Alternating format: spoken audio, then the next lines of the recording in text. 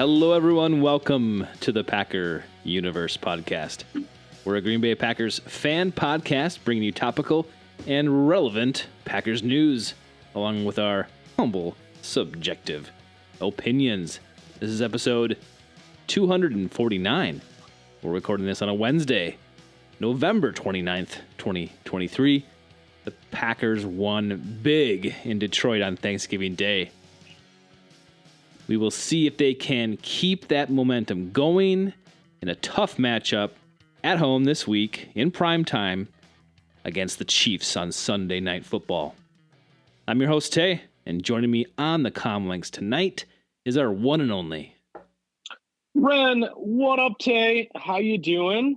I hope you had a fantastic Turkey Day.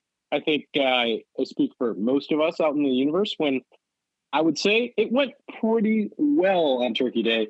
Not just the turkey and the fixings, but that early tilt starting at 11:30 turned out pretty nice, Day. As I tweeted you at one point, you were watching on delay, and that was you. Are we living in an alternate universe, Day? How is this game going? We had a lot of fun on the last episode with the Lion and the Cub, a couple of Lions fans who do this on a weekly basis like you and I do. And not expecting that result. Certainly it was a probably, the Packers Jordan Love era their magnum opus game, the best that we've seen. And I think a lot of the tenor amongst fans in Packer universe has changed after that win and how they've won 3 of their last 4. But tell me a little bit about your taking in the game on Turkey Day, Tay. Yeah, it was a great day. The Packer game was phenomenal. Such a surprise. No one called this one. No one thought this was going to happen. So that made it even better. You got to be thankful for games like this. I don't know, it changes your whole outlook, your whole day. All the food tastes better. Everything looks better. It's not so cold out anymore. You're looking forward to the whole winter all of a sudden. It can have a spin on things, and a positive one at that. So I'm sure everyone out there in Pack Universe totally loved this. And it's just a pleasant surprise, an early Christmas present, because this was the definitive game of the year so far for the Packers. They, being down with injuries, they got it done, and they got it done in such a entertaining, fun way that, you mentioned it. I mean, the Packer fans, the fandom, everyone is now twisted to a positive light for these Packers, but we'll get to that in a second. But yeah, I had a little bit of a delay because we decided to eat first, and I don't know how families do it out there in Packer Universe when the game is on 11:30. So we made a family decision to eat first. Well, of course, you don't necessarily get right in at 11:30 start eating. So we had the game on pause, and then I think I was at my brother's house, and his system on pause ends and starts playing after an hour. So all of a sudden we get word the game's on. We can't redo it. It's on, and so we're like sort of shoving food in our mouth, grabbing the turkey legs, and heading out to the living room quick. But we picked it up. We were able to fast forward through the commercials and all that stuff. That's one good thing about, I guess, DVRing a football game is you can fast forward through some of that stuff. Quickly got caught up. I think it was sometime after maybe mid third quarter. But such a delight, such a surprise. This is what I kind of wanted the Packers to be. I mean, of course they weren't flawless, but they were, I don't know, pretty darn good that game. And I don't want to say this is what I expected from the Packers, but certainly, when they're firing on all cylinders, you think things are happening well in execution, in play design, in play making. When you hit on some of these things, you can see that this is a well-oiled machine. And now you've got a juggernaut of a team, the Lions, on their heels, and you catch them off guard, and you have a great solid win for your team. So yeah, you look at this win, it puts us at 5-6. Well, we're only, we're a game below Minnesota, 3 games out from Detroit. We kind of pulled ahead from Chicago. And watching this game, Ren, we all saw the good things that were happening all over the field for the Packers. It seems that public opinion has kind of turned on its head 180, and now Jordan Love is the guy. The Packers are close to the playoffs. All these things all of a sudden turn two games ago, Ren. This team sucks. Fire Goody, fire Matt LaFleur. Bring in Sean Clifford. It's just like it's entertaining to watch how quickly things can turn when you have a really solid, awesome game against a great NFC opponent that is, probably it's tied for first or second now in the NFC, and it's crazy to me. So I know a lot of people think that way and are back on the bandwagon, but what are you feeling about this team now? Like, where are you at after this win? I'll get there, Tay, but I mean, let's not forget to relive this game. I mean, number one, how about 3 phases of football, Tay? Because that's what they literally went out and essentially curb stomped the Lions on their holiday. And the Lions, I think it was their 7th consecutive loss on Thanksgiving. Some weird dude, and it got a lot of traction on Twitter and on ESPN and everywhere else, talked about the waxing gibbous, I believe, moon. And the Lions are 0-12 in history when the moon is waxing. That's what that was all about. Gibbous. I see. Okay. Yeah, on Thanksgiving, they've never won. And some guy before the game he was in play, he's like, not looking good.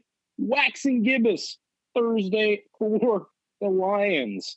And sure enough, the waxing gibbous turned out. But the reality is, Tay, again, you probably had Jordan Love's best game as a professional. You might have had Christian Watson's best game as a professional. Jaden Reed was a game time decision, balled up, played, had a great game himself. But let's not forget that defense too, Tay. I mean, Rashawn Gary, man, had a game. He was wrecking that Detroit offensive line, who is one of the best, if not the best, offensive lines in the NFL today. Kenny Clark, man, that dude, he's like a throwback to like 5 years ago. Kenny Clark, just causing havoc, causing fumbles. I mean, Jared Goff was not comfortable all day today. And listen, Mr. Biles, Jonathan Owens, he had a game. I mean, not only the heads-up play to grab that ball and run into the end zone, but 12 tackles on the day. Dude was flying around, and he's had some pretty poor games all year. But he showed out. Definitely game ball to him as well. I know Rashawn got the game ball, just a few days, 365 and a few days more than that when he blew his ACL out in Detroit, comes back with that kind of performance. And special teams day. I mean, you've got, we talked about Rochelle, the, signed practice squad cornerback coming in, kicks one out of the end zone. And I think, I forget, it was Zach Galifian or Galifianakis, the actor, downs it at the 3. Yeah. I mean, we're talking, that's some crazy stuff. They played complimentary football, obviously a missed PAT by Anders Carlson, a missed field goal. That's not what you love to see, but I believe the Lions kicker, who's automatic, also missed an extra point in this football game, which is weird, missing PATs in a dome, mind you. But listen, the Packers, what was it, 29-22 was the final score today. The Packers, it wasn't even that close. They obliterated the Lions on Thanksgiving, the most watched Thanksgiving Day game in history. Yeah. So Jordan was there to show out his wares to the entire NFL fandom community across the United States when they were just getting primed, getting ready, getting their bellies ready for for some food, and apparently you guys eat way too early. I don't know what's wrong with you guys, but again, I know you, so it kind of makes sense. Weird things do go hand in hand with you, Tay. But that said, I mean, it was a complete game. You gotta love it. As far as 3-1 over the last few games. Listen, I mean, Jordan has played his best football over these last four, and 3 of them are wins. We even talked about the Pittsburgh game. He had a great game. Maybe they should have won that game. It's kind of interesting, Ted, if you think, you know, take the Raiders, take the Broncos, 2 games you should have won it. What if this team was 7-4 right now, Ted? Weird. Yeah. You could really be going, whoa, okay. If they just even squeak those out, we wouldn't have thought if they squeak those games out, like, they're good. But at this point now would be like, maybe they are. As far as you're asking me, I don't know. The whole tenor with the Packer universe has changed, and everybody's ready to grant the extension of Jordan Love. I'm still, I love the play. I think Jordan had a fantastic game. I saw him throw some balls. That one Christian Watson touchdown in the end zone was fantastic. He did some really nice things. He's moving that ball arm angle around. He's starting to hit those balls that, he would hit a few really nice plays in a game and then just miss a lot of short stuff, ugly. He's starting to mix in that intermediate stuff and consistently hit it, and then hit some really nice, beautiful big plays too. So definitely we're seeing some progression. The confidence seems to be there. Obviously, some of that comes with just gelling with these young pass catchers.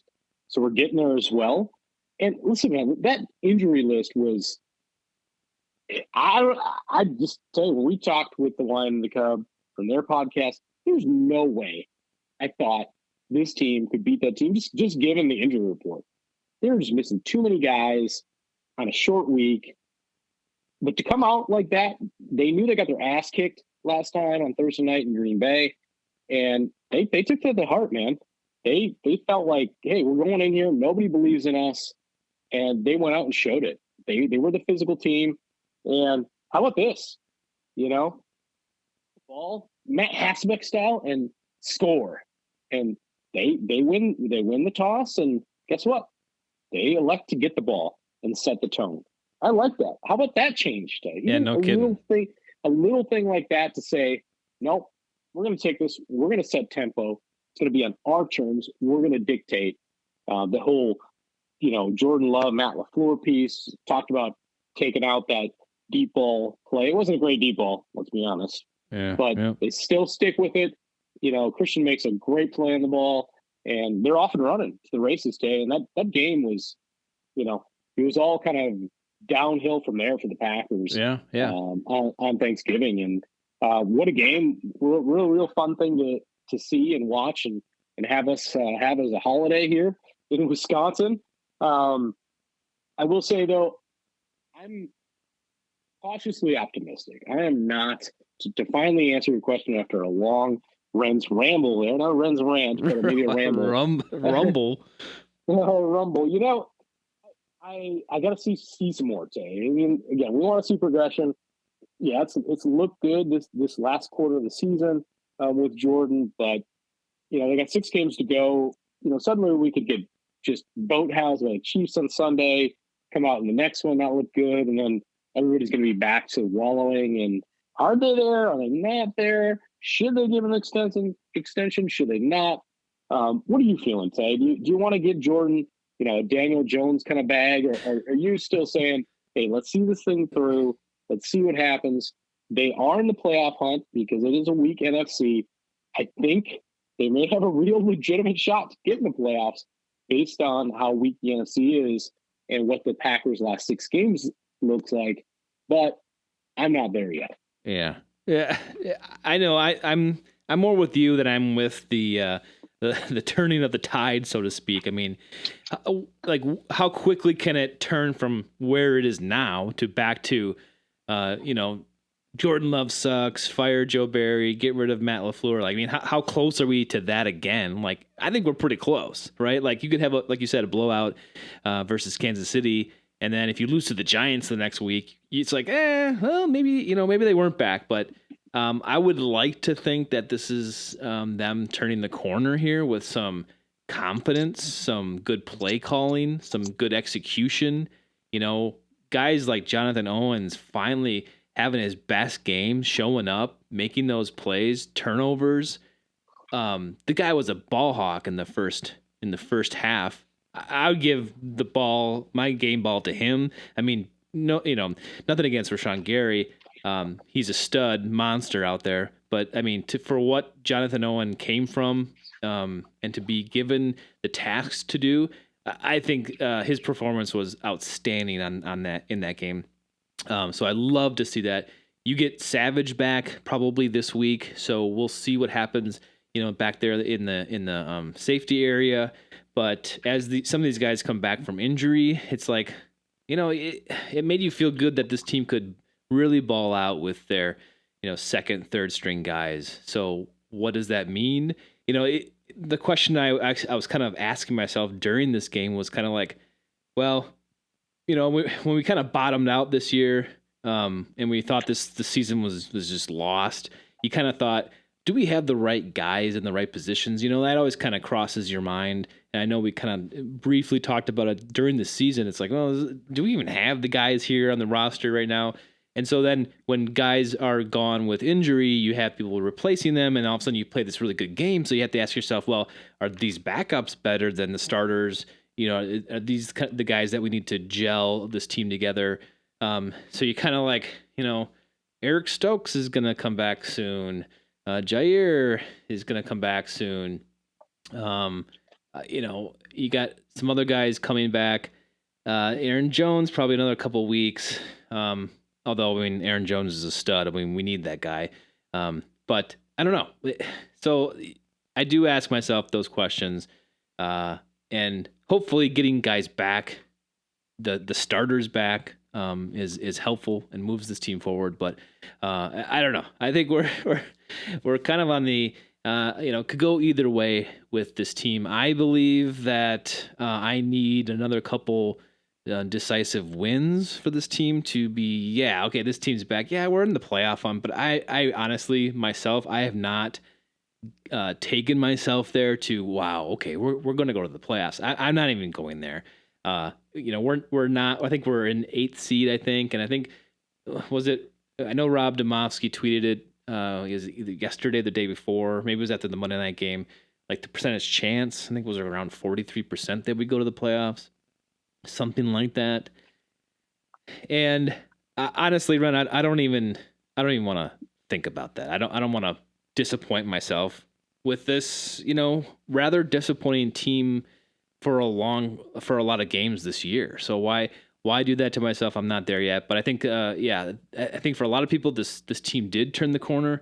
I hope that's true, but I think like you, I'm kind of reserving myself to not get my hopes up. I'm just going to enjoy this.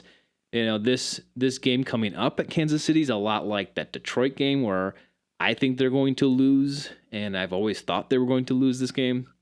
We'll get into a minute, but I think Kansas City is the better team against this Packers. But with that showing on Thanksgiving Day, do you change that perspective? I guess that's for everyone to decide on their own. But I would say to interrupt you there. I think when you saw what they did do against Detroit, the Kansas City game, you don't look at it as like, yeah, they're going to win. But I think now they have the ability to win. What they showed you, if they play complementary football on all sides, in all phases of the game, they could win. They honestly could. You'd be asked us that 5 weeks ago, we'd say, hell no. But who's going to show up? Who's going to show up? That's the thing, Tay. It takes a lot of guys doing a lot of things, but they showed us, and Matt LaFleur set up the game. Guess what you showed us? That you can. And now we expect that you can. Because we know that you can. I mean, that's right. Matt LaFleur said it after in the locker room. Hey, guys, you showed everyone you can do this. And now they're going to expect that of you. So, I mean, that's a huge thing. And that just puts the pressure on them. And it should. I mean, these guys, listen, they have enough talent, and they play complementary football that they can beat a Kansas City Chiefs team at home. Yeah. Do you put that pressure on them? Are you expecting more? Now, I mean, we just kind of talked through like we have trepidation, but like, do you expect them to be able to? I mean, be able to do that, yes, but do that against this Kansas City Chief team, or even I don't know, pick the next opponent. It doesn't matter. But do you really think that is your expectation? I think the expectation, Tay, again, that's where I throw it out the window a little bit. It's been a nice ride the last 4 weeks. Really, they could be 4-0 during that time. But yeah, they've shown they've grown week to week that they can be in any game. And if they get blown out, that's the part I'd be disappointed in. Even though it is the Kansas City Chiefs, winners of 2 of the last 3 Super Bowls, yeah, I'd be disappointed, Tay. They're at home, which you just did. You're riding that high. You had the mini bye. Yeah, I expect them to at least be competitive. 100%. Yeah. And when you start going down the playoff road, yeah, I'm not there, by the way. Yeah, I'm not looking at games. What should they win? What should they not? I'm still week to week. Let's show us progression. If that ends up being a window that's open by the last 2 weeks of the season, I'll start talking about it. Yeah, I'm not. Yeah. At this point, that's a pipe dream. I don't care. I know the NFC's weak. I know they're right on the outside looking in, but I'm not there. I'm not there as this is a playoff team. I'm looking at the playoffs. I'm just looking, again, progression week to week. Yep, absolutely. Me too. I mean, if they get in the playoffs, then what? You don't expect them to go anywhere. I mean, yes, getting into the playoffs is something, especially the year after Aaron Rodgers leaves. So there's something to that, and I think mentally you can have there's positive benefits to these players that are coming back next year and that will be here next year. That hey, we got to the playoffs in our first year without Aaron Rodgers. Boom, we did it. We got this. And it's a young team today. Yeah, I think dipping your toes in that water, as young as that, especially again on offense as that team is, and they're starting to coalesce, I think it would be a huge boon for them just to get a taste of it and get in there and compete. Yeah. Okay. I don't think there'd be anything wrong with that, to go out there and lose, your first playoff game, likely against a very serious opponent. Obviously getting in as a 7 seed, maybe 6 at best. But again, it can go a long way to build some confidence for a lot of young guys in that offensive group together. We have another laundry list of injuries once again. Oh, it is about the same, Tay. It is a laundry list. Big time. It is not good. 2 starting running backs, Tay. Well, evidently are the highlights of that list. Evidently, AJ was in the same position last week, so they're just giving him time off to try to get him to 100%. Matt LaFleur said so. That means he's not at 100%, which isn't good, but I have a feeling he's still going to be the RB1. He'll be fine. He'll go, unless he aggravates that somehow or has a new injury. There's no way. I don't think there's any way Aaron Jones is going to play this game. I think he's out for sure. It's just not happening. You might see him against the Giants, but I don't know. I really don't know where he's at, how this injury or how bad this one is for him. They said that he avoided major injury 2 weeks ago when that happened, but it's just I don't. It's an MCL knee sprain, Tay. I mean, it's not serious. I mean, yeah, his knee is not doing well. It's going to need a number of weeks, and it is what it is. I mean, Aaron Jones. Whoa. Aaron Jones, and we're going to talk about that other Aaron. Aaron Jones is no longer the front runner as their main bell cow back in future years. He's just not. He can't do it. He can't stay healthy, and that's something we're going to talk about a lot in the offseason. In places they need to, build this young offense, and certainly running back is going to be one of those positions they look at. But yeah, the laundry list here, Tay, when you're talking Jair, Devondre Campbell, Kenny Clark, Josiah DeGuara, AJ Dillon, Rudy Ford, Rashawn Gary, Aaron Jones, Keyshawn Nixon, Jaden Reed, Robert Rochelle, Darnell Savage, Eric Stokes, Dontavian Wicks, and Devontae Wyatt. My goodness, that is, yeah, it's not good, Tay. And that's what they were up against going into that short week with the Detroit Lions. And guess what? They still had a lot of young guys in that secondary ball out. They had a lot of guys on defense playing their ass off. And, a lot of guys on offense came to play. So anything's possible. Before we start even talking about the Kansas City Chiefs, a couple other pieces to touch base on, if you're okay with me leading us in that direction. Move on. One, well, we're not moving on yet, Tay. The fiasco on Thanksgiving. I don't know if you remember it, but they were wearing patches to commemorate the great John Madden. Oh yeah, I love those. Those are cool. Where did I get one of those? They were cool. Look it up online. I would guess you can maybe buy one, Tim, because they are pretty cool.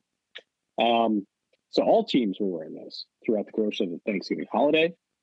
Fox was John Madden's normal place until he left Fox and then ended up in the Sunday night booth with Al Michaels for a little bit before he finally ended his tenure as a long-time announcer in the NFL. And we love the bus and John. And somehow, Tay, in Detroit, the Packers win. And nowhere to be seen is a turkey leg for Jordan Love. The turkey leg fiasco happened, Tay. It was a talking point, not locally, everywhere. How could Fox, in the commemoration, literally halftime shows, things talking about John Madden throughout the course of the day? I saw a really great piece. I think it was into the Sunday night game about John Madden and the player for the Patriots, I believe, that became a paraplegic or quadriplegic. And John visited in the hospital when that happened, as he was a coach for the Raiders all those years ago. But this whole day was about John Madden. And he made Turkey Day a thing, right? The turducken and all that. And somehow, the Cowboys game has the leg. The other game has the leg. But in Detroit, turkey leg for Jordan Love. Yeah, I don't know. I missed that because I wasn't really paying attention after the game. I saw the end of the 49ers game when all those guys had their chicken legs and stuff. And I was like, turkey legs, Tay. Whatever it was. I don't even know if it was. It should have been turkey, but yeah. I think if you it's out there, but AJ Dillon has he's selling Turkeygate t-shirts, and I was like, is that what this is about? And so I'm glad you brought it up. It explains a lot to me, because I kind of I guess you'd have to go on to social media or into some of the headlines that right after that day or that weekend to figure that out. But yeah, thanks for explaining that. So yeah, I don't know why it's a travesty. The only thing I can think of is that they decided not to do it because the Green Bay Packers. We always get not true, Tay. There was a turkey in the booth with Greg Olson, and the other guy was with him. Okay, well then now Greg Olson pulls apart this turkey. Now, supposedly there was a second turkey. Supposedly, one of the rumors there's a second turkey there was a second turkey with a Lions logo embossed on it. Yeah. So like okay, well there you go. Yeah, there's no confirmation of said thing, but either way, wouldn't you still serve that turkey? Well, you tear apart the lion turkey, right? Nope. I mean, either way, if there was the second turkey with the Lions embossed on it, okay, branded on it, tear it apart, have fun with it, or Greg Olson screwed that up so massively that they tore apart that turkey, and that's on Greg Olson. You ruined this for Packer fans on Thanksgiving. Our boy. So again, apparently I was compressed there with the audio. Well, we'll go speaker the rest of the way to Packer Universe. But long and the short and the long, shame on Fox. with those John Madden pieces on their uniforms, not having a turkey leg for Jordan. I literally said, my wife turned the game off. I'm like, whoa, whoa, whoa! I want to see Jordan eat some turkey. Literally. Well, we flip it back on, nothing, Tay. And then the whole drama starts. I start seeing it on Twitter. Everybody's pissed. There was no turkey leg. I didn't miss it. The TV wasn't off that long. It just didn't happen. It's a quick turkey leg. It did not happen. And shame. And again, shame on Fox. They made this big whole John Madden piece. I wanted to talk about it. It's funny, but sad, given how much they were pulling towards the John Madden remembrance piece. They couldn't even get that right. Which John, by the way, the whole turducken piece, was so proud of, man. That man loved himself a turkey leg, and he would have been just really, really, really upset to have seen that live himself. Well, I mean, it's obvious that they don't like the Packers. Like, they didn't think Jordan Love or Jaden Reed or Romeo Doubs or Christian Watson or Rashawn Gary or Kenny Clark, those aren't good, popular players. That's what this tells me. They didn't give a crap about them, and they don't. And I guess it just gives the Packers more fuel to their fire to go out there and prove them all wrong, because clearly that's what it looks like to me is they're just like, the Packers won. Ooh, we didn't really prepare for that. And there aren't really any superstars out there on that team right now, so we're just gonna Greg, just Greg, bite into that quick so we don't have to bring it down. Greg, rip it apart so you ruin it for everybody on Green Bay. Yeah. So that's BS. Yeah. Now that I know the full story, Ren, and thank you for sharing, I'm a little bit upset. Everybody should get nuts about that take because it was wrong. That said, there was another Packer in recent history. He's had a turkey leg or a galloping gobbler. Remember when they gave away that stupid trophy, Tay? Yeah. As the Thanksgiving Day game? That would be one Aaron Charles Rodgers, whose birthday is coming up, his 40th birthday, Tay. Wow, you got tabs on him. But, Tay, Aaron Rodgers, with his birthday here in early December upcoming, he has opened his 21-day practice window to come back from IR 79 days, Tay. That's crazy. After the Achilles injury.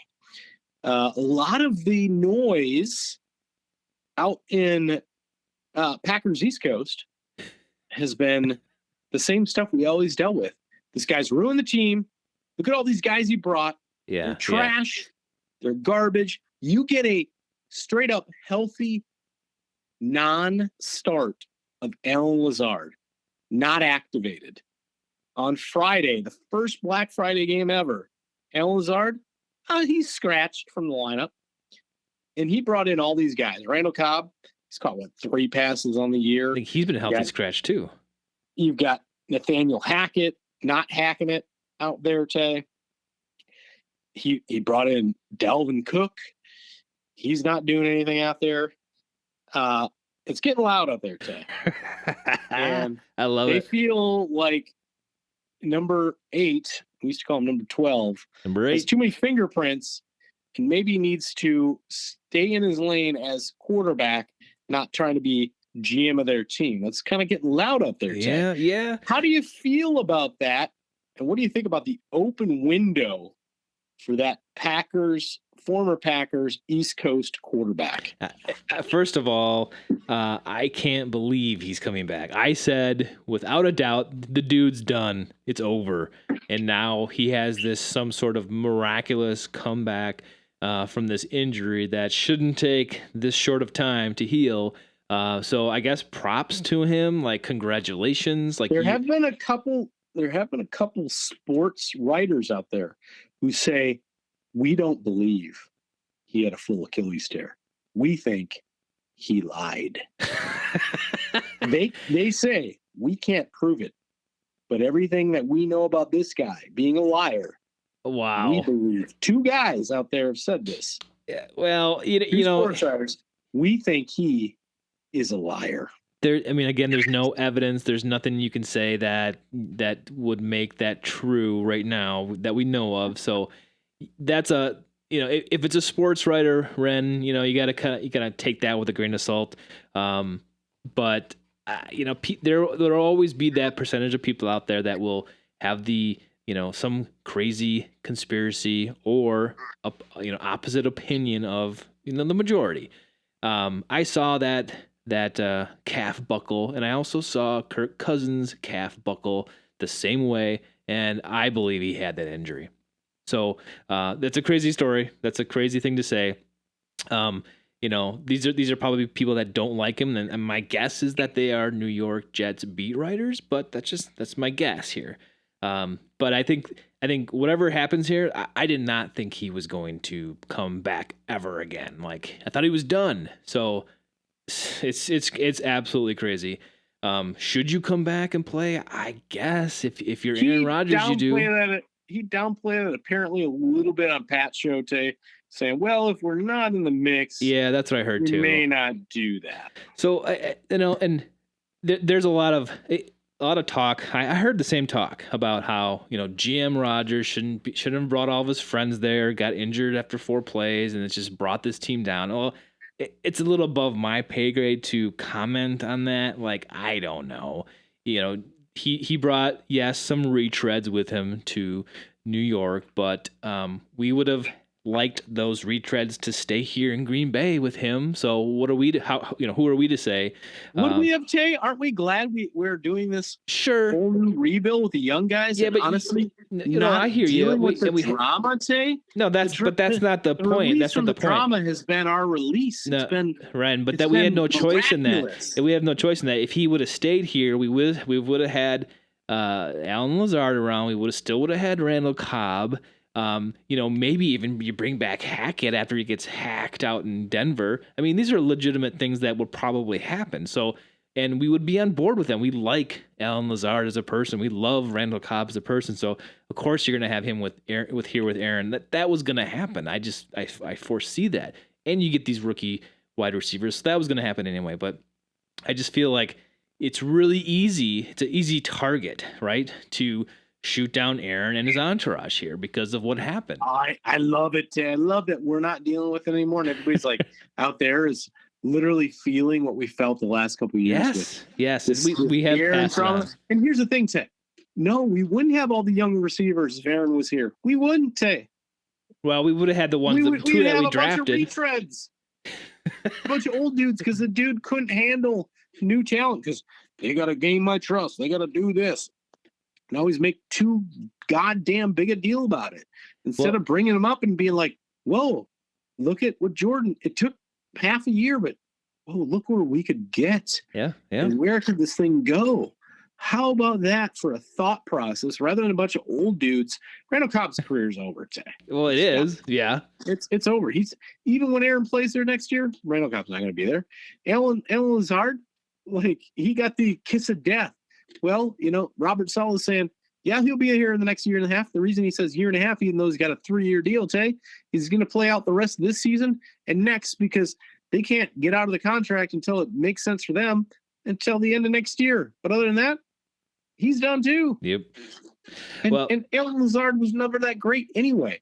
He was a great blocking receiver who worked fine on the Packers when Aaron was there. But after that, are we glad we didn't pay that guy $11 million a year to not catch footballs? It's the same with MVS out in Kansas City. Can't catch the ball still in big-time plays and lost a game 2 weeks ago. Yeah. Just be glad, Tay. Let's just be happy. So this is my prediction here is that he's practicing now. Like today was his first practice with the Jets. This is my prediction. He because the Jets are reeling. They're in a spin. They're in a downward spiral spin here. They're going down. And I think actually they need Aaron here. This is my kind of off the wall opinion is they need Aaron there to be that super veteran player that can rally these guys back. And if he's there practicing with them, he's kind of exuding this, you have to play. We're professional footballs, yeah. We're professional football players. Act like it. We're losing, so what? We're doing this. So I think they need that personally, the Jets, because the media just hounds them, the fans hound them, And internally, they maybe need some sort of boost here. And I think actually Aaron will give that to him. So that's what I see happening is this kind of like not necessarily turning around, but at least like mitigated to some level with Aaron actually being there because of what he can do and how to talk to people and rally them. So I don't know. That's my prediction there, but like you said, bottom line is this is great. Push that drama baggage out east. It's so good. There's so much more room to stretch. My shoulders don't have that monkey on it anymore. This is great. My professional opinion, Tay, and you know me as a professional, talking all things Packers, tongue inserted in cheek, definitely there, Tay. But my professional opinion, Tay, is the warts have already shown up with all this drama, with the injury, all the guys he brought in. I don't think this thing ends well in New York. I think he plays next year. It doesn't end well. He plays 1 year in New York fully, and it's just an aberration on the mark of his career, and it's over. It's done. I don't think there's any way. All the cracks have already started to show. Regardless, he comes back for 3 weeks and practices to give them some semblance of, hey, we're a professional team. He's already come in there, Tay, and just basically hijacked the football team in his interpretation. And I think they're screwed, Tay. I really do. I don't think it's going to end well. And I don't think his career is going to end well out there. I think it's already the media out there. We know it's a Shark Tank. It's already started and nothing's happened with him as a starter. Just wait, Tay. It's going to end ugly. It's not going to be good. It's going to be over. And again, it's going to be a blip on the mark of Aaron Rodgers' career. Yep. And we get to sit back with our popcorn and watch. Everybody else wants too. Sorry, Tay. Had to do it. Had to go there. That's totally fair. Totally fair. We don't talk a lot about Aaron anymore, so when we do, it's easy to just get back into that groove. And definitely looking from the outside in now. That's great. But let's move on to the Chiefs here because we got them on Sunday Night Football. They are doing well. I mean, I think there was a point a couple weeks ago that people were questioning things like that loss you just referenced by MVS a couple weeks back, but they're 8-3. The next team below them is Denver at 6-5, who is somehow on this 5-win hot streak. Crazy. We thought that team was a dumpster fire weeks ago. But they got right when they played us, whatever. And they're obviously going to win that division. And we know this team, right? We know we've seen them in the Super Bowls. Everybody knows this team. Everybody knows. This is. I mean, they've won 2 of the last 3 Super Bowls of a team that I don't follow. I know this team pretty well. Right. And you got a couple Packers that have gone there, whatever. You got the high profile players like Patrick Mahomes and Travis Swift, and Kelsey. But that's kind of where it ends for me. There's a couple people on defense, but their wide receivers, they're not great at all. They had that rookie this year that's pretty good. Rashee Rice. Yeah. He's like the only bright spot on that receiving core besides Kelsey. So correct. From a defensive Packers standpoint, you got to watch out for these two. Running back Pacheco. I like Isaiah Pacheco as a running back. I don't like CEH, Clyde Edwards-Helaire. He's not good. No. And Pacheco is a nice complimentary back. Definitely their number one back now, but certainly not a guy who puts fear in your heart when he's lining up behind Patrick Mahomes. Yeah, is he a threat to the Packers? Well, maybe the Packers' run defense that's gotten better recently, but still anybody's a threat. True. To the Packers run defense. I mean, that's what you got to look at from the Packers standpoint is you got to shut down Kelsey. That's number one priority, and maybe that's 1 through 3. And we know generally the Packers moving with a tight end also not so good. Yeah, not good. So maybe your only chance is to actually get Mahomes down. He loves to run around. He can do it. He can evade. So really got to contain that guy, keep him in the pocket, and then attack. But that's just my armchair quarterback opinion, or my armchair coach opinion. So and they're pretty dominant in the stats. They're in the upper, 10, 12 in the league, pretty much everywhere. So you're up against an opponent that's coming into your house, so you have a little chance. But the biggest question is are they going to allow Taylor Swift to even have like a room up there? Are they going to put her down on the field like Simone Biles likes to be down there? Where do you think this is? How is this going to shake out? Tay, on my notes here, I literally have the Biles Swift Bowl. We never talked about it yet. It's a couple celebs. Obviously, Taylor being way bigger than Simone, but Simone being pretty big in her own right. I would say more talented. Northeast Wisconsin, I've heard it in so many places, like, is just a gush if they can get this kind of celeb into Green Bay. They want her here. Yes. What she just made on her tour, Tay, and we don't even get into that crap, is insane money. Yeah. Tay. Yeah. This girl is so rich, and now she's doing theater stuff and now streaming stuff with 3 extra songs, and people, the Swifties, buy this on, it's incredible, man. She is a capitalist darling as far as what she can sell and promote. She's insane. So yeah, if she wants to be here, she'll be here. She'll have that. She'll be getting all over the Sunday night NFL broadcast. Hopefully the game's good enough, Tay, that they're not panning to her every few minutes in Green Bay because that's the only thing they have to talk about. Who's Simone will join her in the booth. Who knows? Who's going to win? Yeah, well, that's what I was thinking. I was like, get Simone up there. But I think, I don't know. I prefer Simone here in this Simone versus Swift matchup. I prefer. Well, I hope the talent. I don't particularly like Swift's music anyway.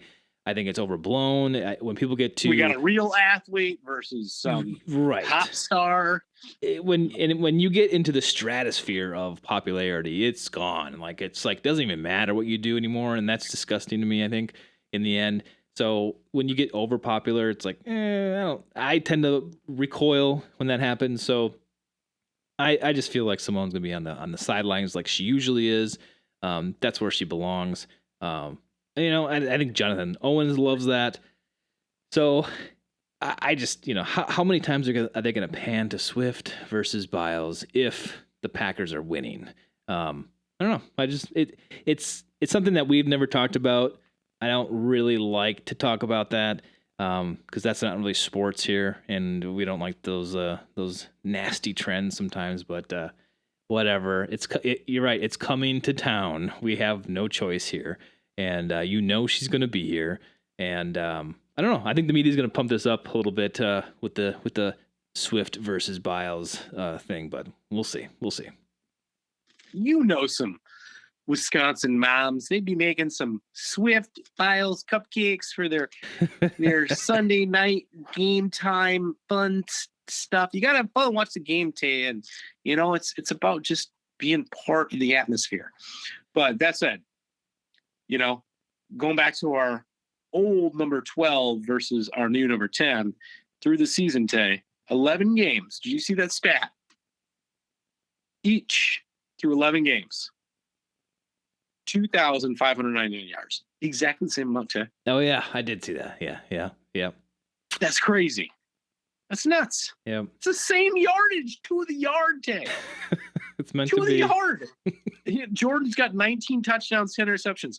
Rodgers had 17 touchdowns, 9 interceptions. That's the whole like that flat circle stuff they talk about. Is weird, dude. It's times flat circle kind of stuff. It doesn't make sense. But going back to the last 4 games we were talking about at the Open, Love's completion percentage. When we talked to Rob Domofsky, this has been a concern of ours, a concern of his, a concern of Packer fans throughout the universe. He's come up to 65%, and the Packers went 3-1. Mm-hmm. Correlation, causation, I think so, Tay. Positive, He's gotten better. affirmative.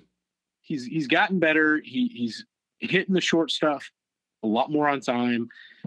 And when he's not on time or off rhythm, he's doing some neat stuff from the sidearm angle.